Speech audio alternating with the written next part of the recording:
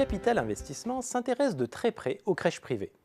Il faut dire que ce secteur est particulièrement attractif et ses besoins de financement importants selon la dernière étude de Xerfi. Côté attractivité, le marché affiche une croissance insolente. En progression de plus de 50% par an depuis 10 ans, le marché français des crèches privées représentera près de 1 milliard d'euros en 2018 selon les prévisions de nos experts. Ce dynamisme repose sur les éléments très favorables. L'offre de places d'accueil pour les jeunes enfants demeure structurellement déficitaire en France, le taux d'activité des femmes se maintient à haut niveau, le nombre de congés parentaux a tendance à diminuer et les parents souhaitent aussi sociabiliser dès le plus jeune âge leur enfant. Précisons également que les entreprises financent parfois des places de crèche pour leurs salariés.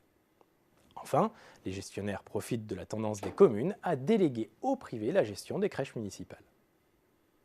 On l'aura compris, la vitalité du marché repose essentiellement sur la capacité des gestionnaires de crèches privées à accroître le nombre de places offertes. De fait, les besoins de financement sont importants. Qui plus est, les revenus des gestionnaires de crèches sont aussi par nature récurrents. Et selon l'analyse des experts de Xerfi, la rentabilité des crèches privées est élevée.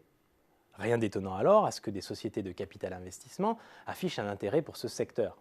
C'est ainsi que des fonds comme Euraseo ou encore Alliance Entreprendre sont devenus des partenaires privilégiés des principaux acteurs tels que Babylou, les Petits Chaperons Rouges ou encore la Maison Bleue pour financer le développement de leur réseau de crèches. Et disons-le clairement, c'est une véritable course à la taille qui s'est engagée dans le secteur. Pour étendre leur maillage territorial, les leaders recourent certes à la croissance interne, mais aussi à la croissance externe, avec au passage l'intention de développer des synergies de coûts et de revenus. Par exemple, la Maison Bleue a mis la main, dans le courant de l'année 2015, sur le réseau La Part des Rêves, qui comptait 38 crèches au moment du rachat. Au final, la concentration du secteur, déjà très élevée, se poursuivra inéluctablement dans les prochaines années avec le soutien des fonds d'investissement. Les crèches privées sont donc de véritables entreprises. À ce titre, elles disposent de véritables stratégies de développement identifiées et analysées par les experts de Xerfi dans leur étude. Nous l'avons dit, l'extension du maillage territorial apparaît comme un axe crucial.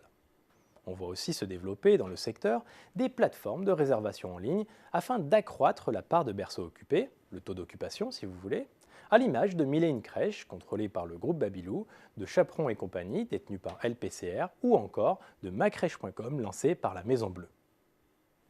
Autre axe de développement, l'internationalisation mais aussi l'enrichissement et la diversification de l'offre vers des services plus larges à la parentalité.